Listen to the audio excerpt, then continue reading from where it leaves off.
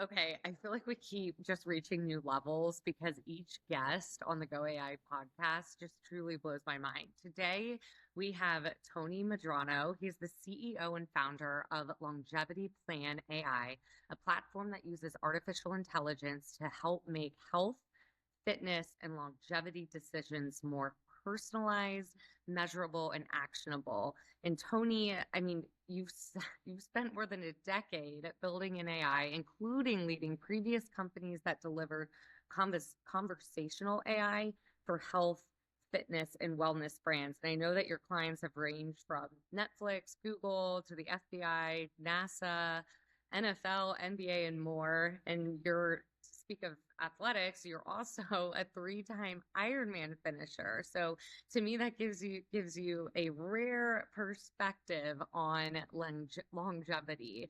So thank you, Tony, for joining us today. We really appreciate you taking the time. Yeah, thanks for the great intro, Jenna. And thanks, Connor. Thanks for having me. I'm really excited to be here. Yeah. So tell us a little bit about Longevity Plan AI and what AI really means to you. Sure. Well, we started the longevity plan to really make use of the large amount of wearable data and other data that was becoming available and becoming interesting to people. It seems like in the past, year, consumers have been extra engaged in their own health outcomes. They've, I think, since COVID, realized that maybe they have to be a little more engaged, and also that they can be. And wearables have certainly helped that.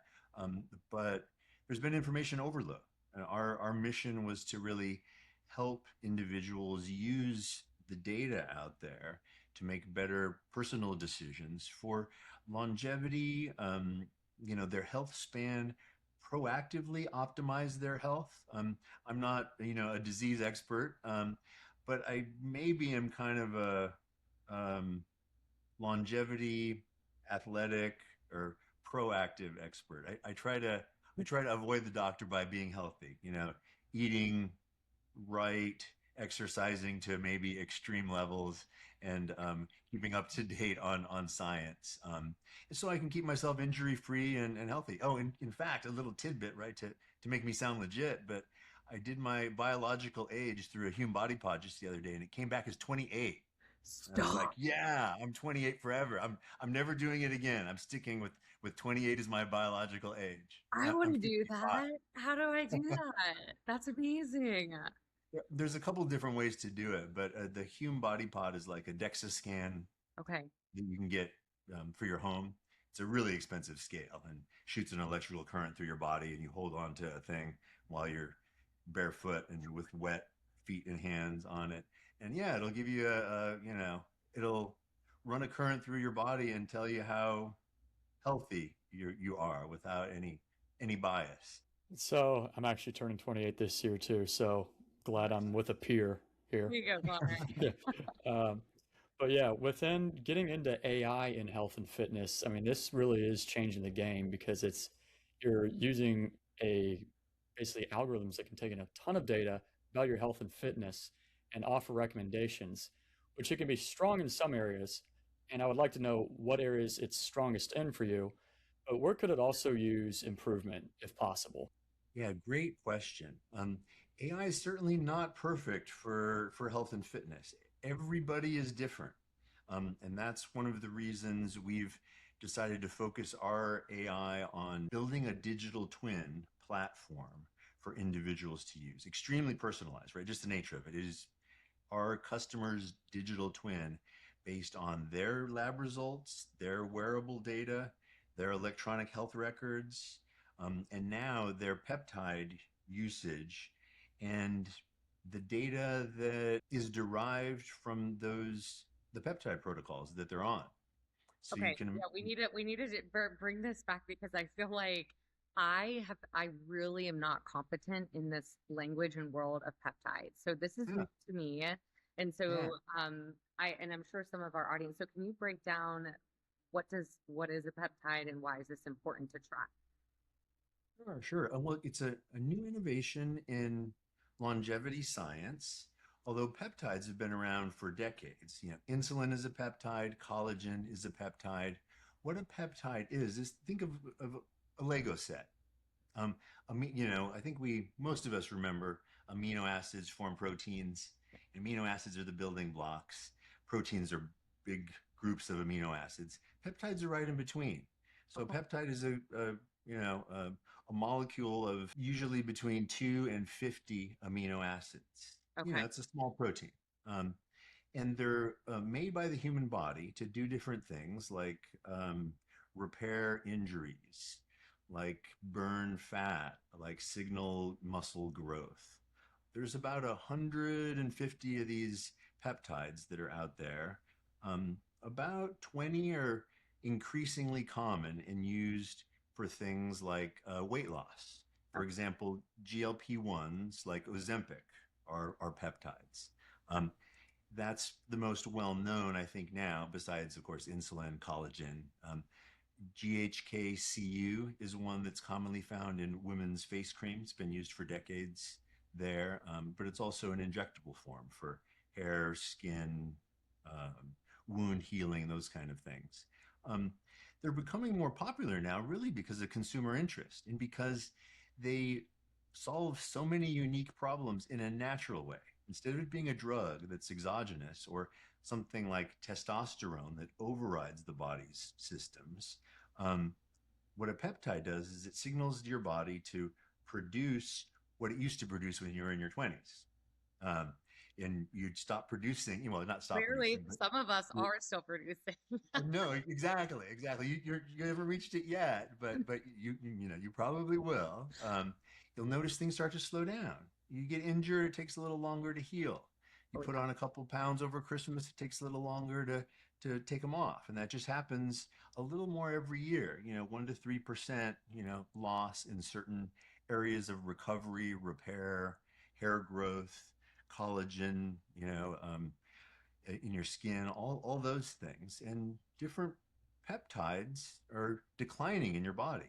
So there's a way to revive those mechanisms, and that's by either injecting peptides, mostly subcutaneously, in a little pinch of fat, or taking a pill for some of them.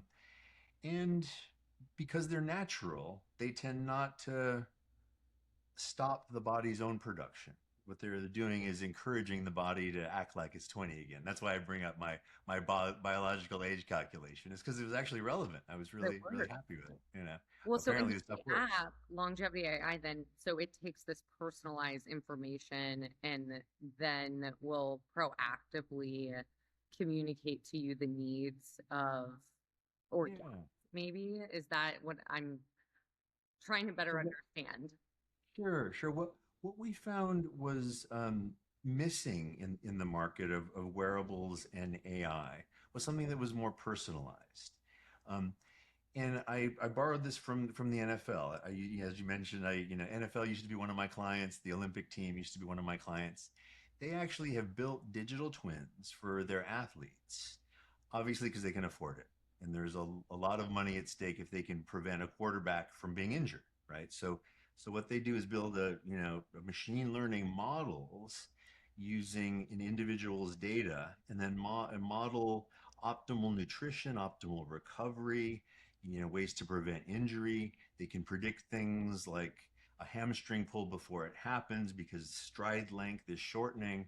Really complicated stuff that costs millions of dollars per person. At Longevity Plan, we wanted to democratize that. So we're making a digital twin light for people like us to use to optimize our own health, prevent our own injury. But the principle is the same. You've got a personalized data lake, a big bucket of data. You dump everybody, a person's individual data into that, and then have agentic AI on top of it, similar to Claude or ChatGPT, but it's based on RAG, Okay. retrieval augmented, right? So it's getting true answers from that data lake based on, Jenna has a different one than Connor. Yep. So you can actually query it and discover more things about yourself as opposed to, I've got two wearables on right now, right? A Fitbit and Oh, you're a an Whoop. overachiever. Well, Where'd that I come don't, I'm trying to compare them. And you know what? That's smart. They're different. They come up with different ratios, different calculations, um, and they're Yeah, effectively being one size fits all. It's a mass market solution. It's very oversimplified. It's not very personal. We want to go one level deeper and make it something that solves problems for Jenna months out. What we found, in addition to that personalization that was missing and desired, NFL players have it. The rest of us should have a simpler, cheaper version, right? But but now you layer in peptides, which are new to a lot of people, but included. but there's some good familiarity with Ozempic and the transformations that take place there, right? And you can imagine when you're doing something like a GLP-1, it changes your biometrics. And there is a lot of clinical data on some peptides, clinical studies on things like Ozempic and tirzepatide for weight loss, and a current one for retatrutide that is just going so well with Eli Lilly, leading. That's going to be FDA approved shortly. But there's a few dozen other peptides that don't have clinical data because they're not patentable, but they have been prescribed and been in the market for decades, and millions of people are using them. Sure. What we wanted to do was help the scientific community by aggregating that peptide user data, making it useful for individuals in their digital twin, and then doing some studies on what it does to, it changes your heart rate variability, changes your resting heart rate, does other things about, changes your recovery.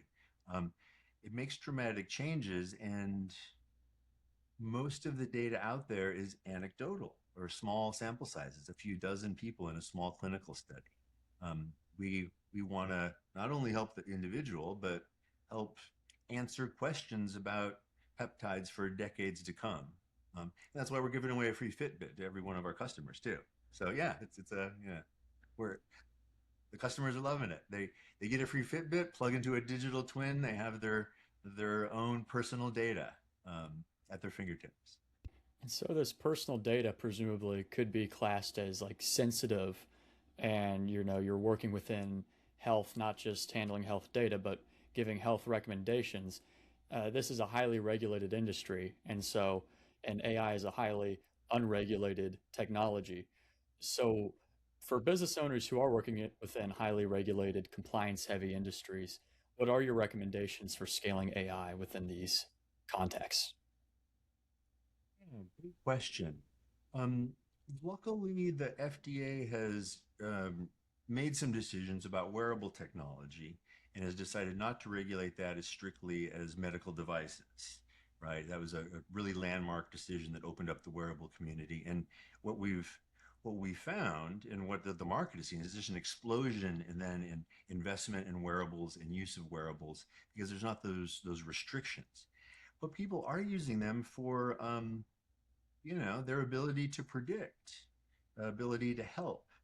So for entrepreneurs, if you're staying outside of medical devices, as the company I was at, Q Health, a few years ago, we went from 0 to 1 billion in revenue. That's where I had a lot of these clients like the NFL and Google. We were a highly regulated medical device, and it was very complex.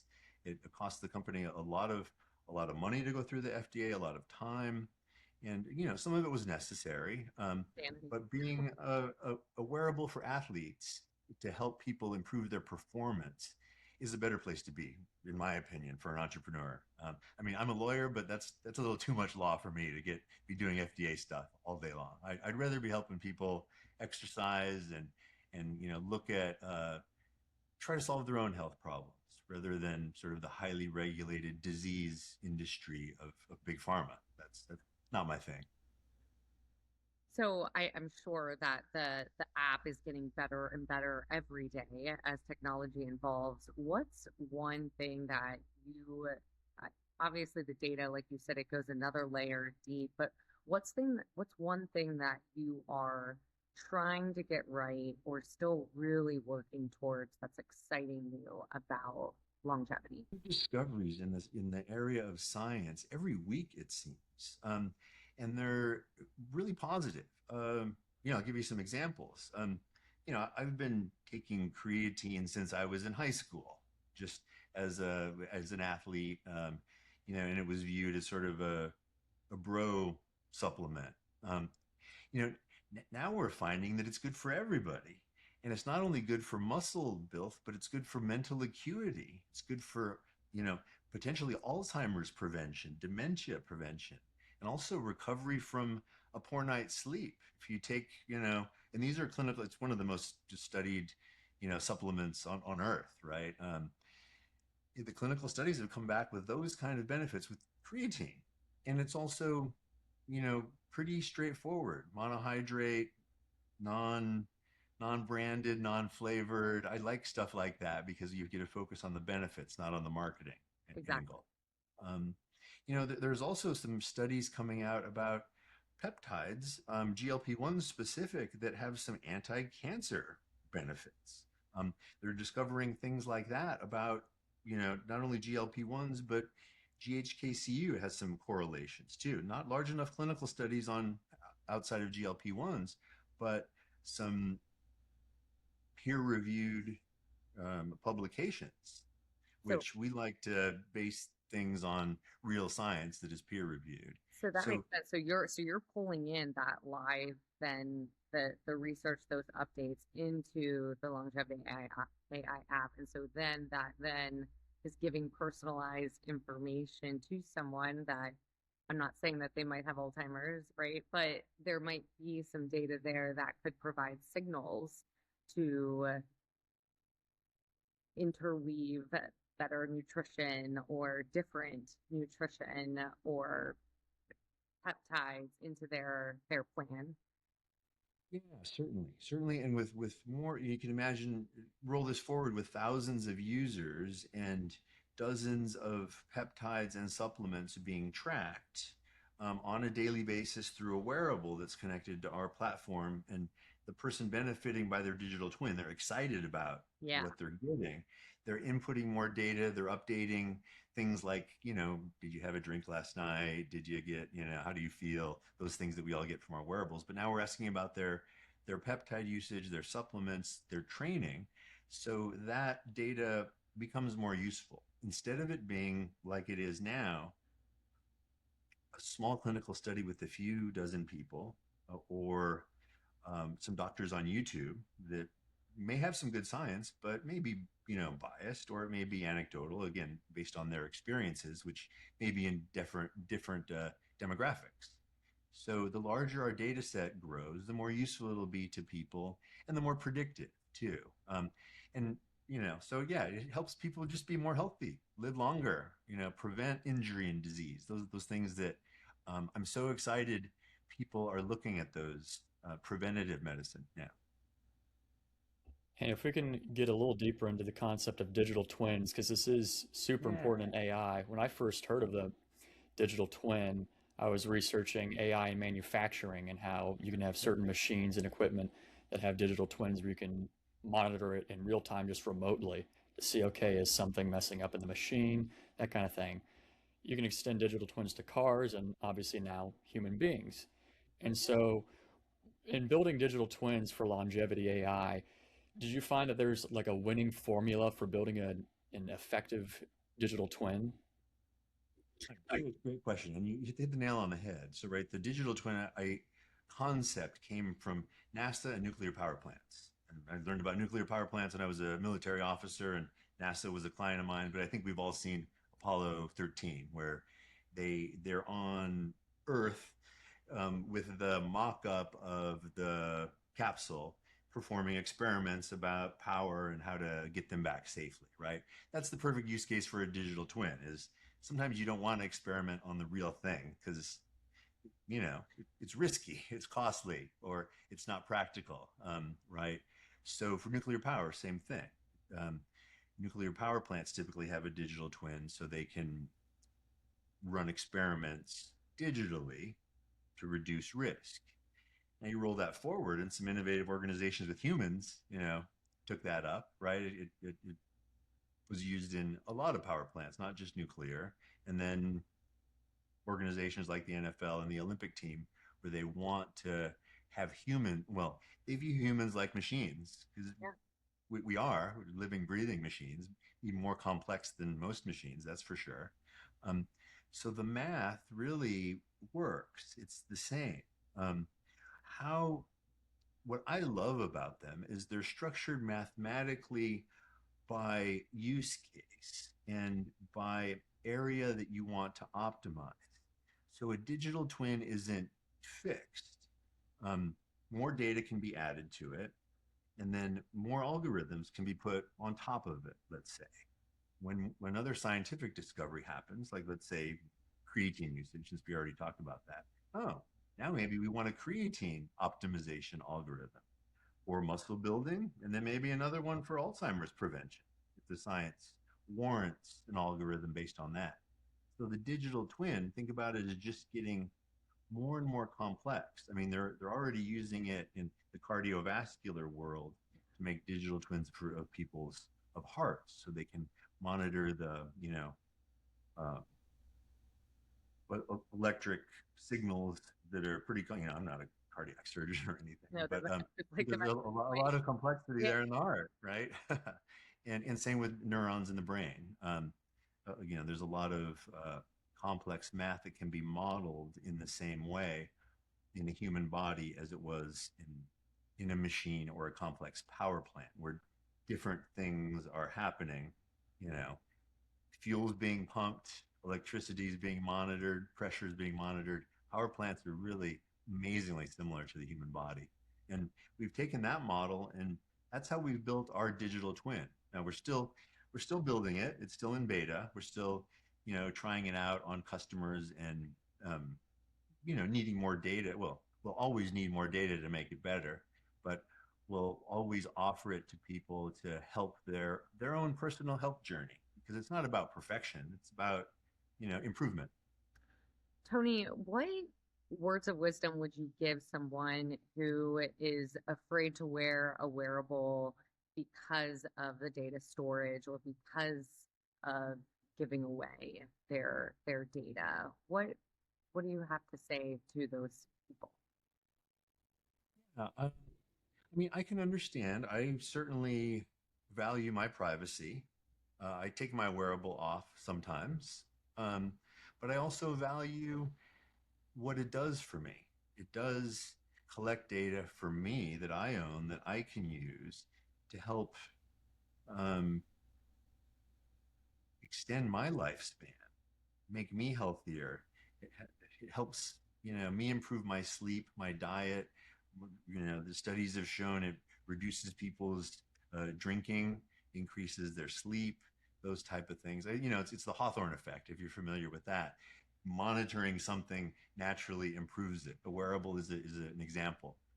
But Yeah, what you measure gets actually counted. Yeah. yeah, no, exactly. Where you can't improve something if you don't measure it. Yeah. So for most people, I'd say the benefits outweigh the costs, but there's nothing wrong with taking it off. I'd like to go for a trail run with no electronics and just my running shoes and a pair of shorts every once in a while and feel the ocean breeze or, whatever. I mean, that's part of life too. We don't have to be plugged in all the time. And a lot can be measured, of course, in health. And so, from just a data collection standpoint and curation for the AI to make recommendations, is there a process in place or just any general wisdom that you're using to guide separating, like, okay, this is actually the important data that we should be using, this stuff, not so much, just for the sake of efficiently using the AI so that it's not spending more energy and time on using data that it doesn't need to spend time on, or is it kind of just give it all that it can kind of philosophy? Yeah, great question. No, we're definitely prioritizing the use of data, um, the time increments, the interoperability of data sets. Whoop was measures things different than Fitbit, for example. It could say one's in meters, one's in yards. Oh, why'd they do that? That makes for a more difficult life for the data scientists. You know, Doesn't make them but look easy, right? yeah, no, exactly. But so we throw in a mix of science and we look at it from an endurance athlete perspective. that also overlays on to longevity.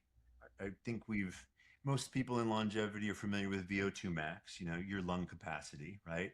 And how that's a big driver of your longevity. That's one of the leading indicators, if not the number one indicator. Well, it's also the most important thing for endurance athletes. So there are a lot of things that are similar, and that's how we're addressing it. We're focusing on the things that really make a difference, and that's why we ingest lab reports as well. So we get those lab reports and we look at that as really almost a single source of truth at a moment in time. And the wearable data is not quite as accurate. There's differences in data and in interpretation and in the metrics they use. So it's a directional guide for the individual. That's why I don't mind taking mine off once in a while, and why I'm comparing two of them, because it does help inform, but it's nothing like getting blood work done or seeing your doctor and having an exam. But it can help coach you, and a lot of those little incremental gains that you do yourself, like get to bed early, like don't have that last piece of chocolate pie before you go to bed, or that last beer. That makes a big difference, and it's largely free too.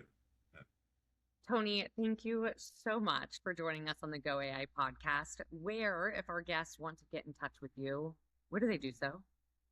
Yeah, the best place is LinkedIn. You can, my name, Tony Medrano, type it in, and there might be other Tony Medranos, but I'm the one with the Ironman outfit on. We'll drop it in the show notes. Don't worry. Yeah, exactly. It was a pleasure. Thank you, Connor. Thank you, Jenna. Yes, Tony, thank you so much. Thanks for coming on Go AI. Bye.